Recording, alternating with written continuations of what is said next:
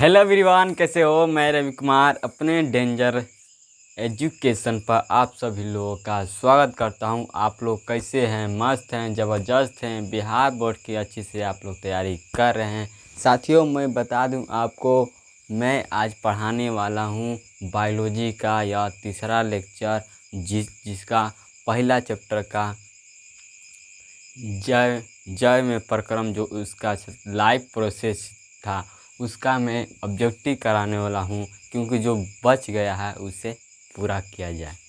किसी भी काम को करने से पहले उसे करते हो तो उसे अधूरा मत छोड़ना, उसे पूरा करना जब तक वह पूरा न हो जाए। साथियों, मेरा पहला चैप्टर अभी पूरा नहीं हुआ है, इसलिए आज उसे ख़त्म करने की कोशिश करेंगे, नहीं भरपूर कोशिश करेंगे।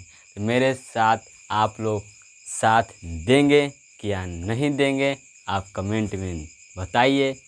और मेरे चैनल को आप नए हैं तो सब्सक्राइब कीजिए, लाइक कीजिए वीडियो को, और एक दूसरे को शेयर कीजिए, ताकि हम आगे बढ़ सकें। ठीक है, चलिए तो हम लोग अपना क्लास शुरू करते हैं। बताइए कि मूल रोम कहाँ पाए जाते हैं। मूल रोम कहाँ पाए जाते हैं? आपके 60 प्रश्न हो चुके थे, आज मैं कराऊंगा 61 से। यह आपका बायोलॉजी का तीसरा लेक्चर है। बताइए कि मूल रोम कहाँ पाए जाते हैं। ठीक है,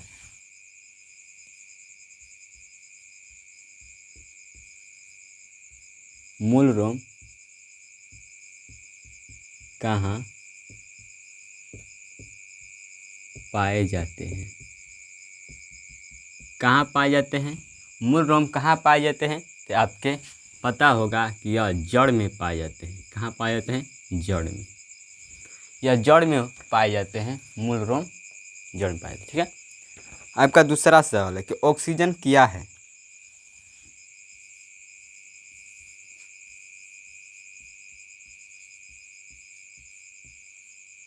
ऑक्सी क्या है? क्या है? ऑक्सीन क्या है? तो ऑक्सीन एक हार्मोन है। क्या है? हार्मोन है।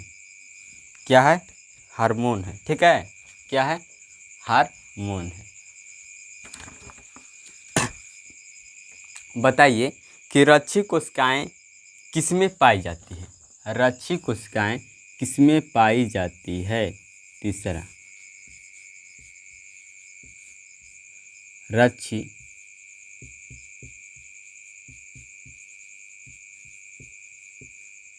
रक्षी कोशिकाएं किसमें पाई जाती है? बताइए कि रक्षी कोशिकाएं किसमें पाई जाती है। किसमें पाई जाती है? तो आपको पता होगा कि किसमें पाई जाती है। यह पत्ती में। किसमें पाते हैं? पत्ती में पाई जाती है। ठीक है, आप लोग लिखेंगे। कह रहा है कि 64 में कह रहा है कि अवायवीय अवायवीय शोषण कह रहा है कि अवायवीय शोषण की पूरी प्रक्रिया कहाँ पूरी होती है? कि पूरी प्रक्रिया कहाँ पूरी होती है? कहाँ पूरी होती है? बताइए कि अवायवीय शोषण की पूरी प्रक्रिया कहाँ पूरी होती है? कहाँ पूरी होती है? तो आपके कोशिकाएं द्रव में। कहाँ? कोशिकाएं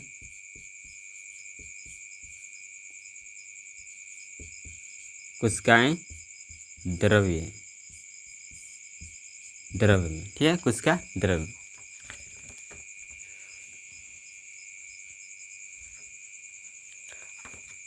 बताइए कि कोशिकीय ईंधन किसको कहा जाता है? बताइए 65 सवाल कि कोशिकीय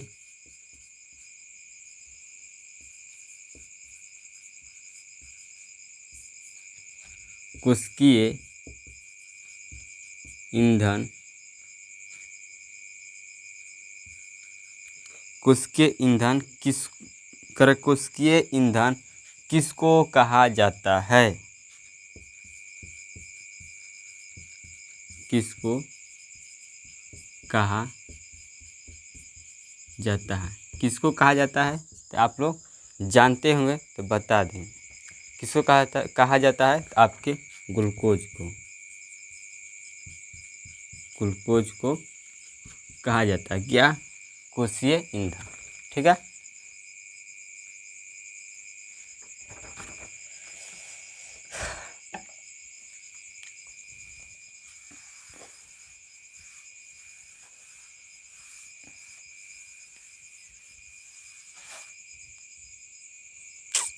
चलिए हम आगे चलते हैं।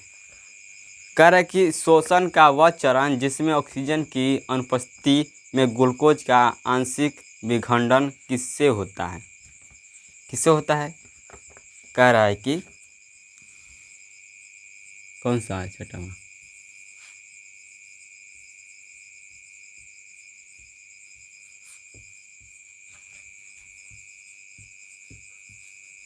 श्वसन की वह चरण जिसमें ऑक्सीजन की अनुपस्थिति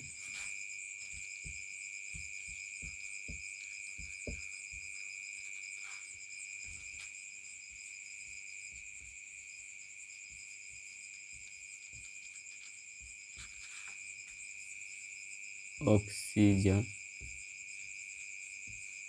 की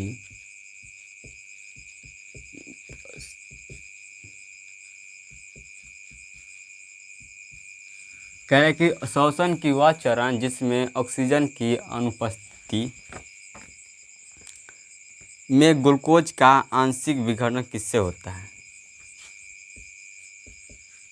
में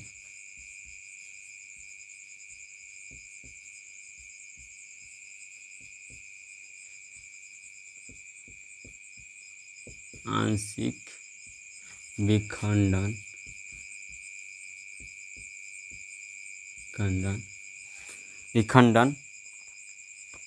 किसमें होता है?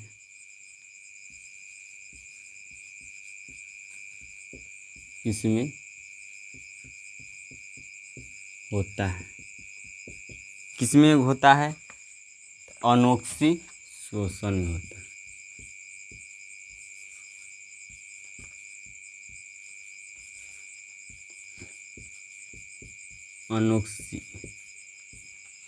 अनोक्सी में। ठीक है।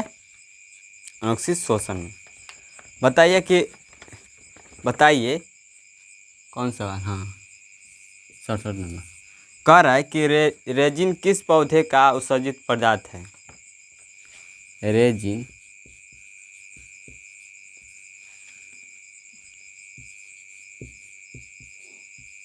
किस पौधा का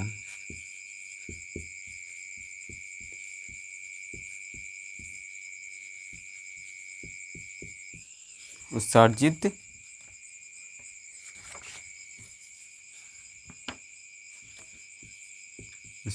पदार्थ है? कह रहे कि रेजिन किस पौधा का उत्सर्जित पदार्थ है? बताइए आप लोग। किस पौधा का उत्सर्जित पदार्थ है? हाँ तो आपका चीड़। किसका? चीड़ का। ठीक है। कह रहा है कि वृक्क किस जैव प्रक्रम का हिस्सा है? 68 कह रहा है कि वृक्क किस जैव प्रक्रम कह रहा है कि वृक्क किस जैव प्रक्रम का हिस्सा है?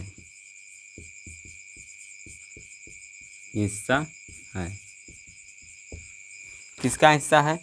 तो उत्सर्जित से। किससे? उत्सर्जन। कह रहा है कि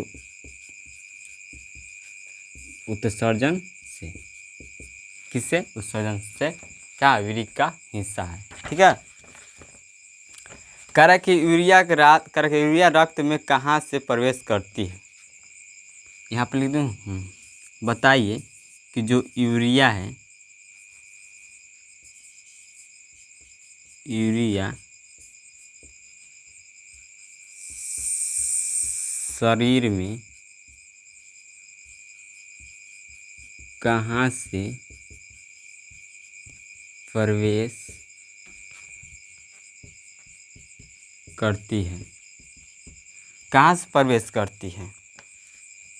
कह रहा है कि यूरिया रक्त में, ओ सॉरी यहाँ पे क्या होगा, रक्त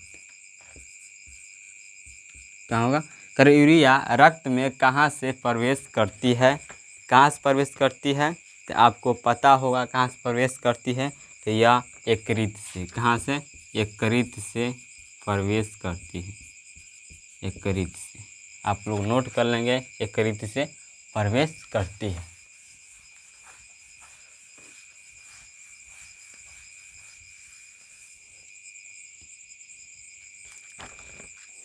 ठीक है। करेंगे पौधे में निर्मित भोजन का एक अंग से दूसरे अंग में जाने की क्रिया को क्या कहते हैं।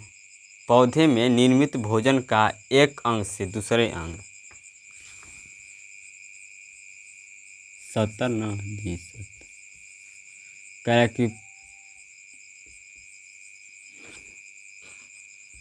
कि पौधों में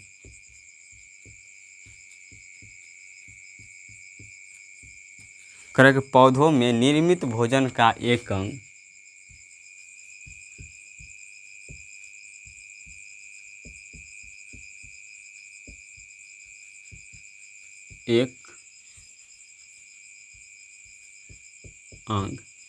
कह रहा है कि पौधों में निर्मित भोजन का एक अंग से दूसरे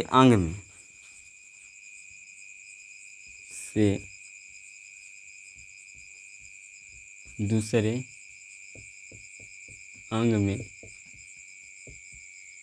जाने की क्रिया को क्या कहते हैं। क्रिया को क्या कहते हैं, क्या कहते हैं। जल्दी से चैनल को सब्सक्राइब कर लाइक कर एकदम ठोक के रखिए, ठीक है।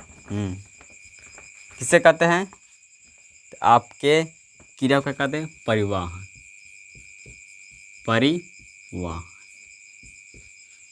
चैनल को सब्सक्राइब कर लाइक कर एकदम धुआंधार तरीके से एकदम खींच के रखो मीटर, एकदम झुकने मत दो। बताइए कि पौधे में निर्मित भोजन का एक अंग दूसरे अंग में जाने की क्रिया को क्या कहते हैं। परिवहन कहते हैं। अगर आप बिहार बोर्ड में अच्छा मार्क्स लाना है तो इस चैनल को सब्सक्राइब करना ना भूलें मेरे दोस्तों। इस चैनल को सब्सक्राइब कर लें ताकि आपको बहुत रामबाण साबित होगा, ठीक है। राम जी मारे थे कि राम,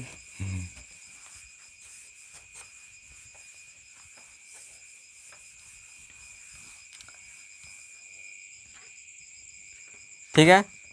आप बताइए कि शुद्ध रक्त को हृदय के विभिन्न भागों में ले जाने वाली रक्त वाहिनी क्या कहलाती है। जो शुद्ध रक्त है उसको शरीर में विभिन्न अंगों में जो भेजती है वह कौन सी वाहिनी कहलाती है, उसे आप बताइए।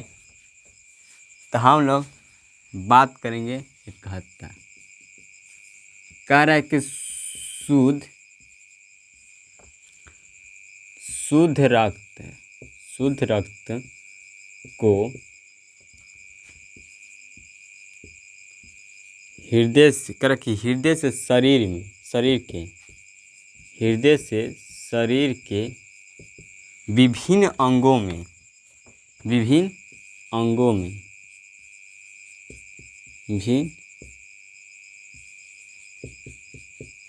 भागों में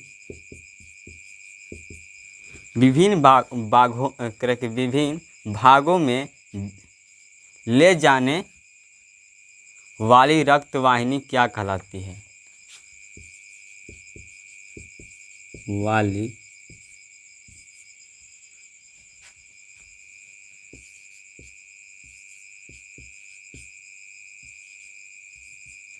ले जाने वाली वाहनीय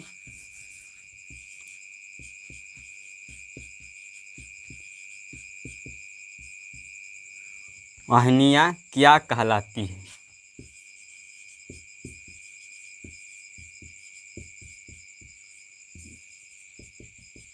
क्या कहलाती है आपकी? धमनी।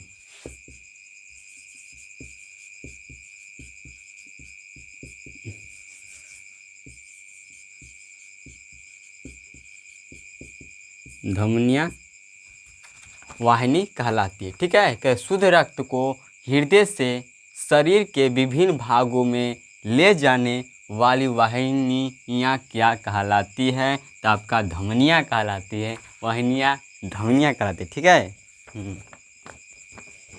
अब बताइए कि शुद्ध रक्त को इतिहास हो गया आपका। बताइए कौन सी रक्त कणिका मनुष्य के प्रतिरक्षा तंत्र का निर्माण करती है? बताइए 72वां सवाल कि कौन सी रक्त कणिका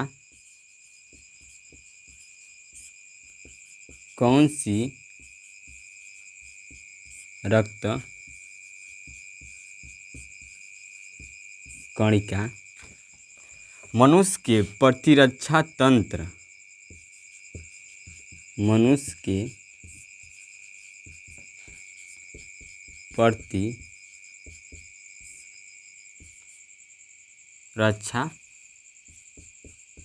प्रतिरक्षा तंत्र का निर्माण करती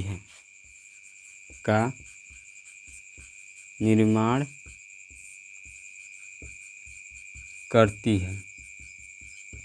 बताएंगे कौन सी रक्त कणिका मनुष्य के प्रतिरक्षा तंत्र का निर्माण करती है?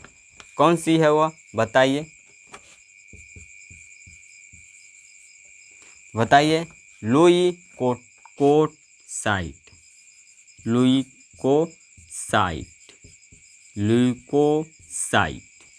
ल्यूकोसाइट। ठीक है। कह रहा है कि रक्त में हल्के पीले रंग के चिपचिपे द्रव को क्या कहते हैं? ठीक है।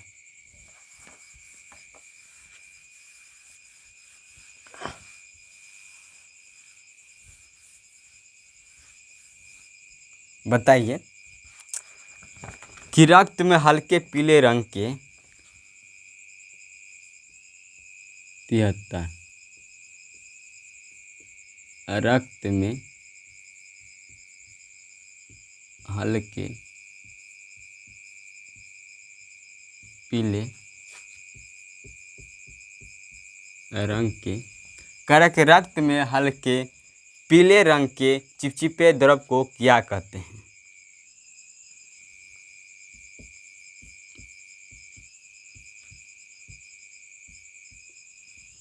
चिपचिपे द्रव्य को क्या कहते हैं? क्या कहते हैं? प्लाज्मा।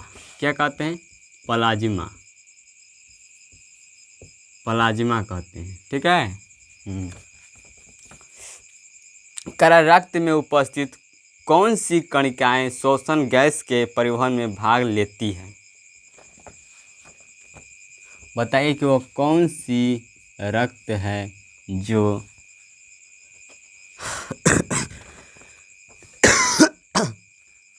रक्त में उपस्थित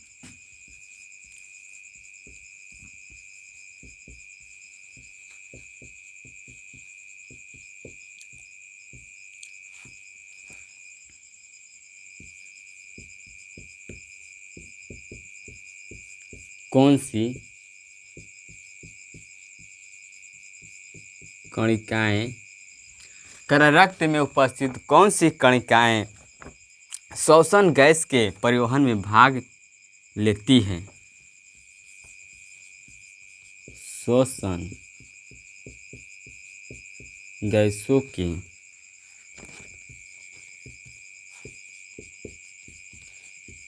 परिवहन में भाग लेती है, ये क्वेश्चन मार्क लेती है। तो आपकी कौन सी कोशिकाएं हैं?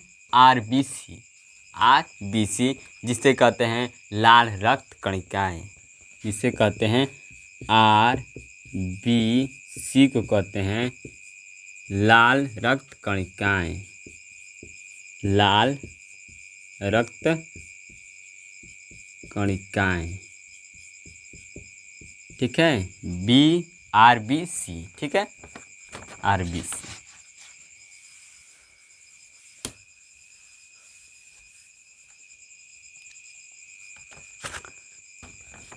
आरबीसी बताइए कि एक कोशिकीय शैवालों में करें कि एक कोशिकीय शैवालों में जल का परिवहन होता है, किसके द्वारा होता है?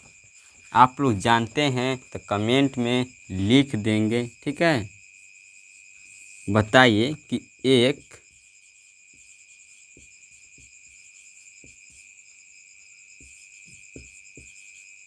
कोशिकीय शैवालों में जल का परिवहन होता है, जल का परिवहन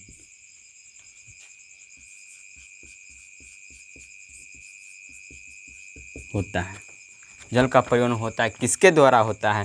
तो विसरण के द्वारा। किसके द्वारा होता है? विसरण के द्वारा होता है। किसके द्वारा होता है? विसरण के द्वारा होता है। बताइए अगला कि महाशय में भोजन के गाढ़े लेई की तरह स्वरूप को क्या कहते हैं? कह कि अमाशय, ये पे लिख दूँ, हो जाएगा यहाँ पर, देखता हूँ। बताइए अमाशय, अमाशय में भोजन के गाढ़े ले, भोजन के गाढ़े करे कि अमाशय में भोजन के गाढ़े लेई की तरह स्वरूप को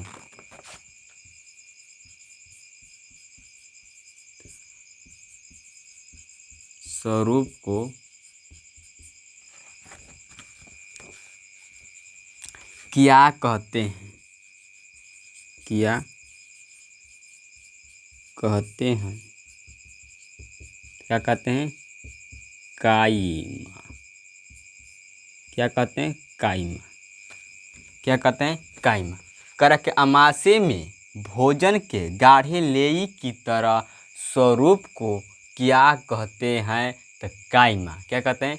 काइमा कहते हैं। आप लोग इसे याद रखेंगे ताकि आप बिहार बोर्ड के अच्छे मार्क्स ला सकते हैं, नहीं तो आपको बहुत दिक्कत हो सकती है। 76 के बाद चलते हैं 77 पर। बताइए कि जठर ग्रंथि की कौन सी कोशिका हाइड्रोक्लोरिक अम्ल का स्राव करती है, निकालती है? जठर 77।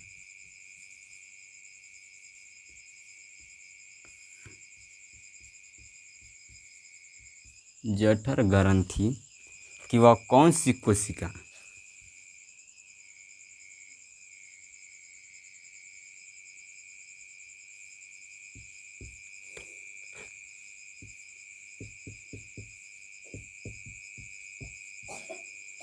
करें? जठर ग्रंथि की कौन सी कोशिका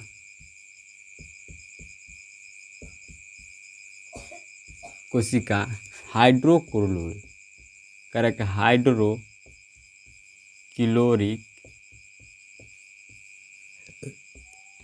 हाइड्रोक्लोरिक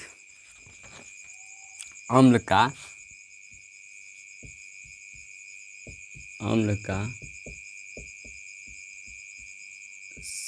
स्राव करती है।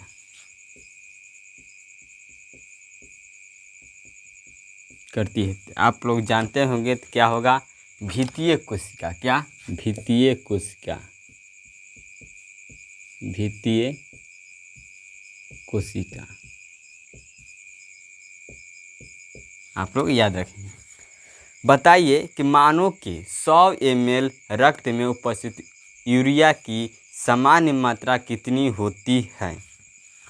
बताइए आप लोग। 78 कह रहा है कि मानव के 100 ml रक्त में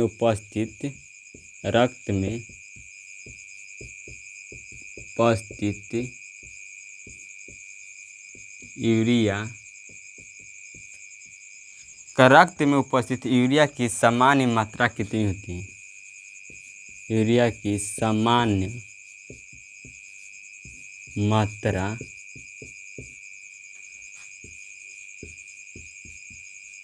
कितनी होती है? तो आपका कितनी होती है? तो 10 mg। 10 mg।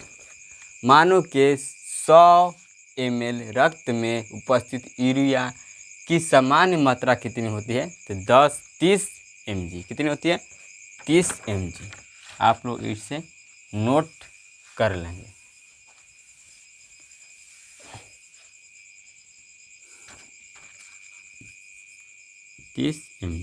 ठीक है। बताइए कि एटीपी, करेक्ट, एटीपी में फास्फेटों की संख्या कितनी होती है? एटीपी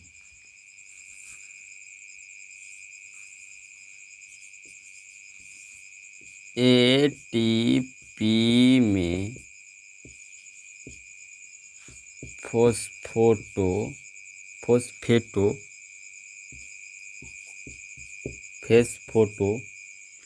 की संख्या कितनी होती है? की संख्या कितनी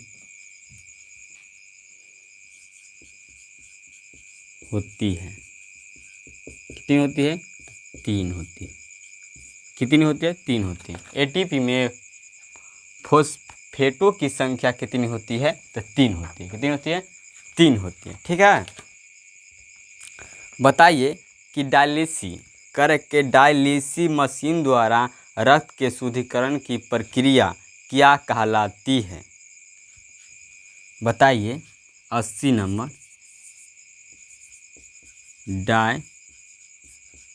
डायलिसिस, करेक्ट, डायलिसिस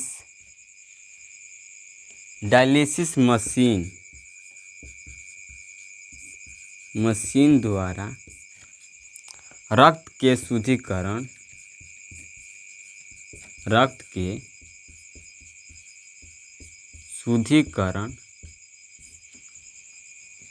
की प्रक्रिया क्या कहलाती है? की प्रक्रिया क्या कहलाती है? क्या कहलाती है? तो हीमोडायलिसिस। क्या कहलाती है? हीमोडायलिसिस कहलाती है। हीमोडायलिसिस। ठीक है। हीमोडायलिसिस कहलाती है। ठीक है। आप लोग इसे नोट कर लेंगे।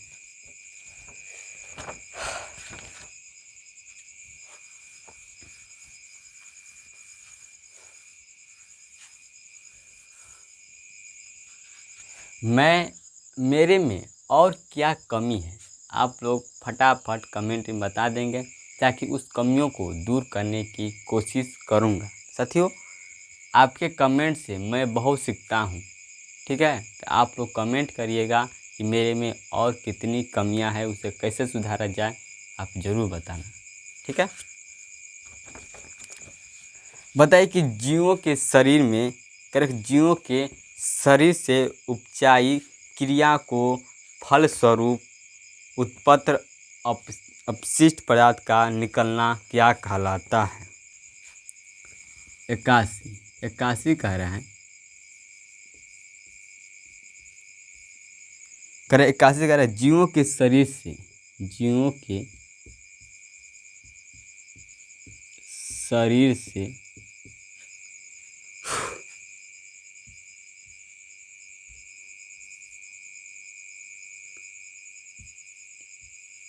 उपाचय, कह रहा है कि उपचय,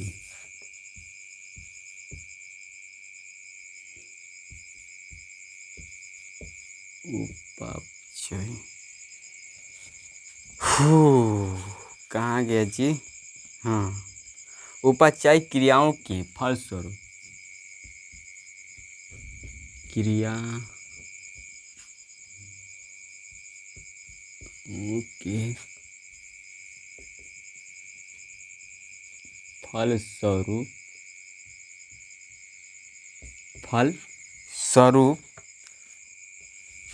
उपत्र, उपत्र, अपशिष्ट, उपत्र अपशिष्ट पदार्थ का निकलना क्या कहलाता है? पदार्थ का निकलना क्या कहलाता है? क्या कहलाता है? क्या कहलाता है? कह रहा जीवों के शरीर से उपाचयी क्रियाओं के फलस्वरूप उपत्र अपशिष्ट पदार्थ का निकलना क्या कहलाता है? तो आप लोग बताएंगे क्या कहलाता है? उत्सर्जन। क्या कहलाता है? उत्सर्जन कहलाता है। क्या कहलाता है? उत्सर्जन। ठीक है, थोड़ा पानी पी लूँ, उसके बाद आपका लिखाने की प्रक्रिया शुरू करूँगा। ओ फटाफट इसे नोट कर लीजिएगा। थोड़ा पानी पी लो, 32 हो गया है।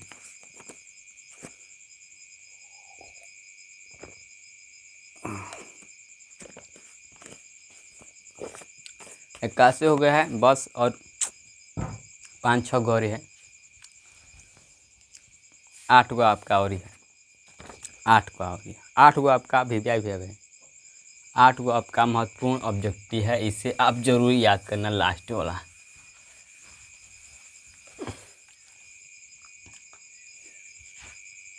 कह कि मनुष्य के प्रोटीन का पाचन कहाँ से शुरू होता है? 82 कह रहा है कि मनुष्य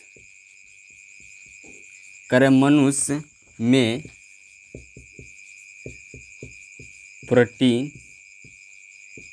प्रोटीन का पाचन कहाँ से होता है? कहाँ से शुरू होता है? शुरू होता है, कहाँ शुरू होता है? तो अमाशय से। कहाँ से? अमाशय से शुरू होता है। करे मनुष्य में प्रोटीन का पाचन कहाँ से शुरू होता है? तो अमाशय से। कहाँ से? अमाशय से शुरू होता है। करे कि मनुष्य के शरीर में कौन सा एंजाइम अनुपस्थित है? जो मनुष्य के शरीर में एंजाइम नहीं होता है वह बताइए। करे कि मनुष्य के शरीर में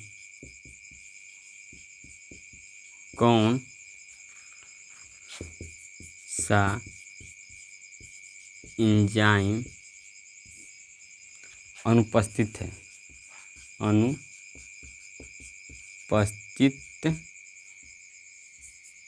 अनुपस्थित है। तो आपका क्या होगा? सेलुलोज। क्या होगा? सेलुलोज।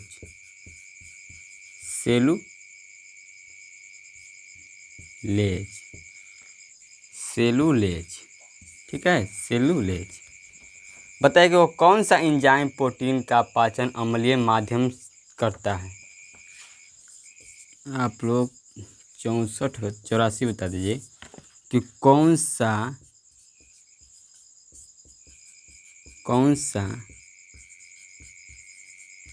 एंजाइम प्रोटीन का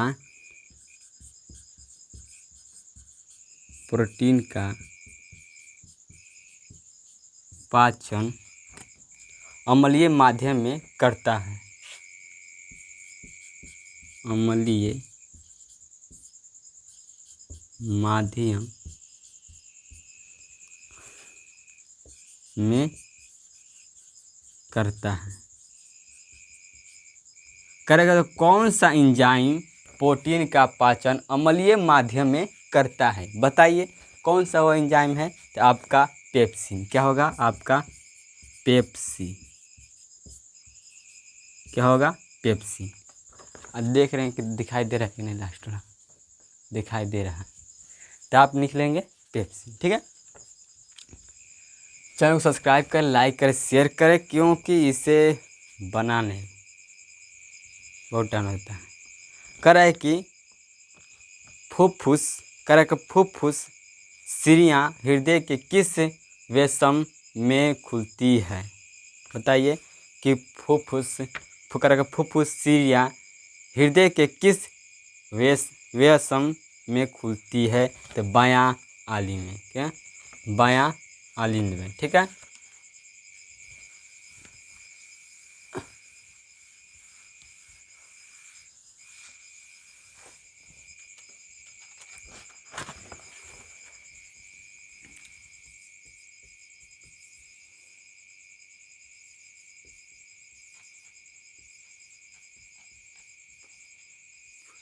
कह रहा है कि फुफ्फुस सीढ़ियाँ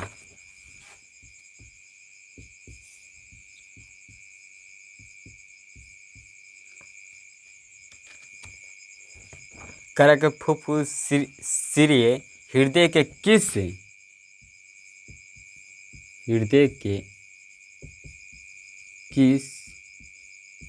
वेशम किस वेशम में खुलती है?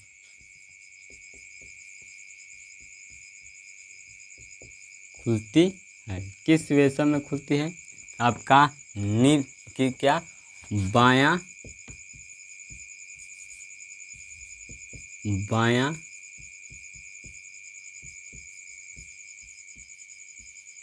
नीले। क्या? बायां आलिंद में नहीं, बायां आलिंद। कह रहा है कि बायां आलिंद में। आपका मैं बता दूं कि एक होता है बायां नीले, एक होता है दायां नीले, एक होता है बायां अनिल, एक होता है दायां अनिल। 4 गो होता है आपके हृदय में नीले। ठीक है,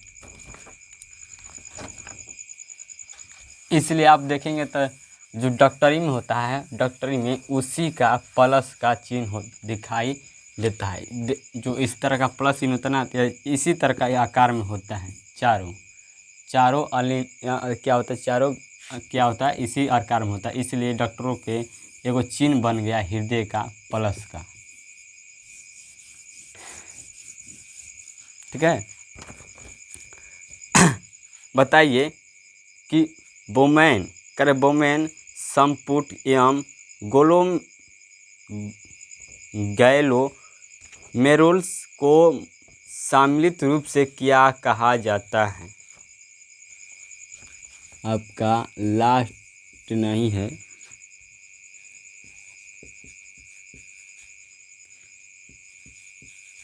बोमैन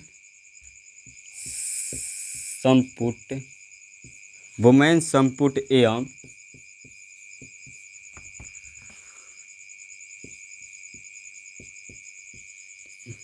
गलों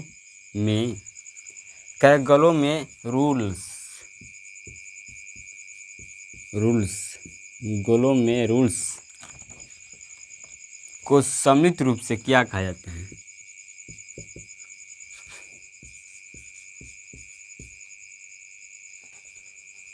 सम्मिलित रूप से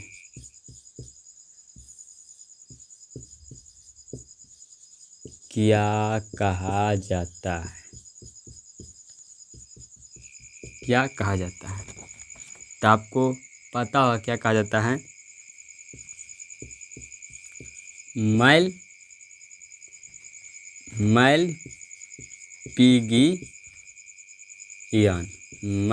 मैलपिगियन। ठीक है, मैलपिगियन कोष कहा जाता है। मैलपिगियन कोष कहा जाता है। ठीक है। बताइए कि अमीबा किस प्रकार का जंतु है। आपके लिए यह सवाल बहुत महत्वपूर्ण होगा। बताइए कि अमीबा किस प्रकार का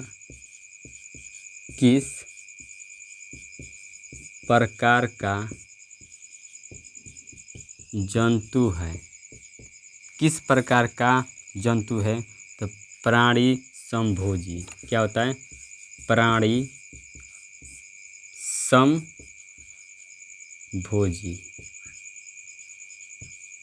समभोजी। प्राणी समभोजी होता है। करा रक्त के उपस्थिति में लाल दिखाई देता है। किसके कारण दिखाई देता है? ये आपके लिए तो बड़ी भी आई है, इससे स्टार चिन्ह देंगे। कह रहा है कि जो रक्त है, रक्त किसके उपस्थिति में, रक्त किसके उपस्थिति में लाल दिखाई देता है। किसके उपस्थिति में, किसके कारण से जो खून होता है, जो ब्लड होता है, वह लाल दिखाई क्यों देता है? तो हीमोग्लोबिन के कारण।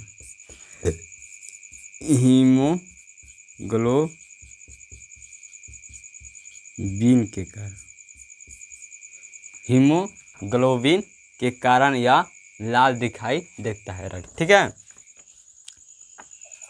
बताइए, आपका एक लास्ट प्रश्न है यह, इस क्लास का, इस चैप्टर का, इस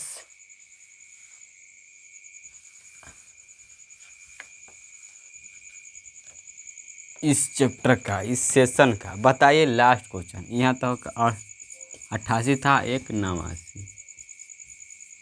यह आपका लास्ट है। बताइए कि मांसाहारी जंतुओं की छोटी आंत की लंबाई शाकाहारी जंतुओं की तुलना में क्या होती है? मतलब बड़ी होती है कि छोटी होती है? बताइए। जो मांसाहारी होते हैं जंतुओं की, उनकी छोटी आंत की लंबाई शाकाहारियों की तुलना में। ठीक है। मांसाहारी जो मांस खाते हैं, शाकाहारी जो मांस नहीं खाते हैं। तो बताइए कि जो मांसाहारी खाते हैं उनकी छोटी आंत की लंबाई से क्या शाकाहारियों का जंतुओं की तुलना में क्या कम होती है कि ज़्यादा होती है? तो क्या होती है?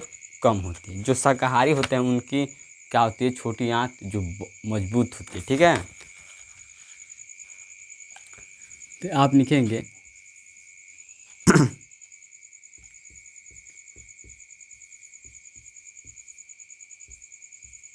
मांसाहारी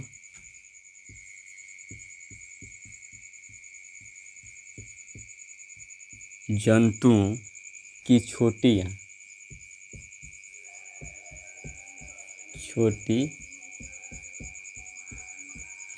आंत की लंबाई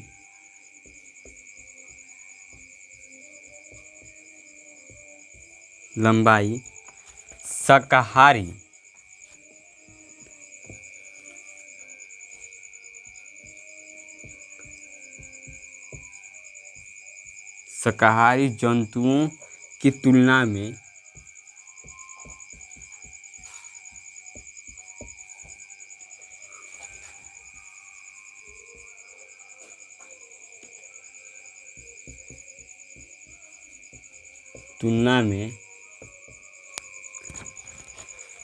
क्या होती है?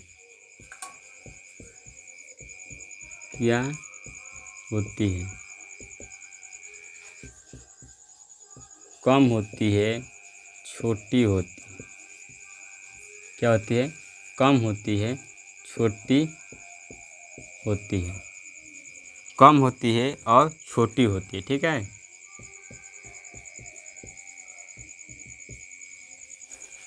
आप क्या करेंगे? अगर मुझे आपको बता दूं कि आप कितने वीडियो देखना, आप वीडियो को आप 1.x पर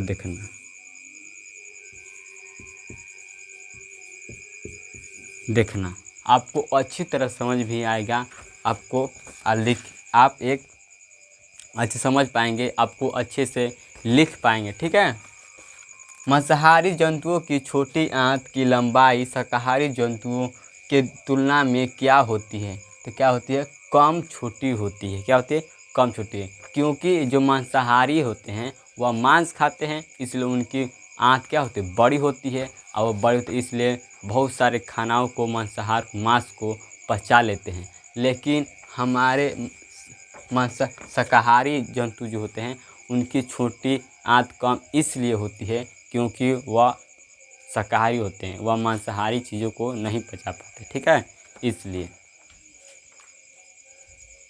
तो मिलते हैं अगले वीडियो में अगले टॉपिक के साथ। अब बताइए आप क्या पढ़ना चाहते हैं। चैनल को सब्सक्राइब कर पहले लाइक करें। अब कमेंट में बताएंगे आप कौन सा विषय का कौन सा ऑब्जेक्टिव करना चाहते हैं। लाइक सब्सक्राइब ठोक कर रखिए, बताएंगे कमेंट में। जय हिंद, जय भारत।